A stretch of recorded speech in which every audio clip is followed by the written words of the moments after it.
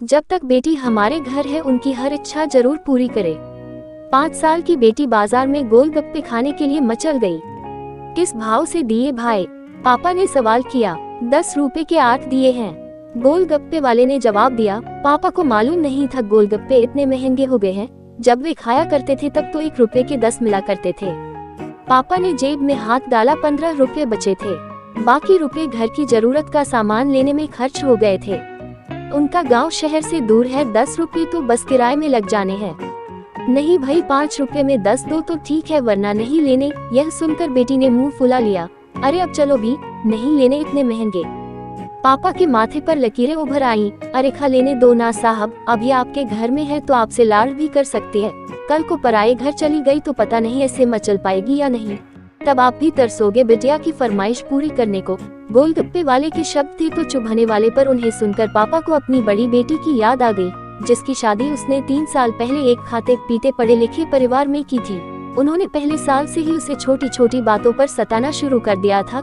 2 साल तक वह मुट्ठी भर भर के रुपए उनके मुंह में ठूंसता रहा, पर उनका पेट बढ़ता ही चला गया और अंत में एक दिन सीढ़ियों से गिरकर बेटी की मौत की खबर ही मायके पहुंची। आज वह छटपटाता है कि उसकी वह बेटी फिर से उसके पास लौट आए और वह चुन चुन कर उसकी सारी अधूरी इच्छाएं पूरी कर दे, पर वह अच्छी तरह जानता है कि अब यह असंभव है। दे दूं क्या बाबूजी? गोलगप्पे वाले की आवाज से पापा की तंद्रा टूटी। रुको भाई, 2 मिनट। पापा पास ही पंसारी की दुकान थी, उस पर गए जहाँ से जरूरत का सामान खरीदा था। खरीदी गई 5 किलो चीनी में से 1 किलो चीनी वापस की तो 40 रुपए जेब में बढ़ गए। फिर ठेले पर आकर पापा ने दबदाई आंखें पोंछते हुए कहा, अब खिला दे भाई। हाँ, तीखा जरा कम डालना, मेरी बिटिया बहुत नाजुक है। सुनकर 5 वर्ष की गुड़िया जैसी बेटी की आंखों में चमक आ गई और पापा का हाथ कसकर पकड़ लिया। जब तक बेटी हमारे घर है उनकी हर इच्छा जरूर पूरी करे। क्या पता आगे कोई इच्छा पूरी हो पाए या ना हो पाए।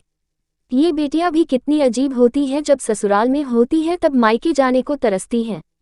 सोचती है कि घर जाकर माँ को ये बताऊंगी, पापा से ये मांगूंगी, बहन से ये कहूंगी, भाई को सबक सिखाऊंगी और मौज मस्ती करूंगी। लेकिन जब सच में मायके जाती है तो एकदम शांत हो जाती है, किसी से कुछ भी नहीं बोलती।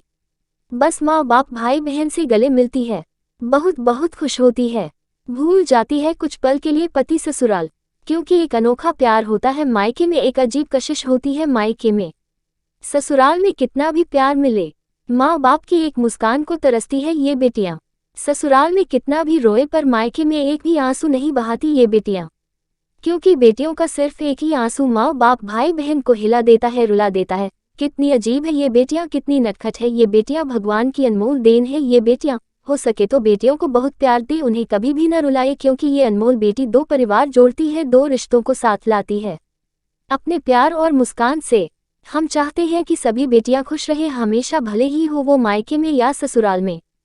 खुशकिस्मत है वो जो बेटी के बाप हैं, उन्हें भरपूर प्यार दे, दुलार करे और यही व्यवहार अपनी पत्नी के साथ भी करे, क्योंकि वो भी किसी की बेटी है और अपने पिता की छोड़कर आपके साथ पूरी जिंदगी बिताने आई है।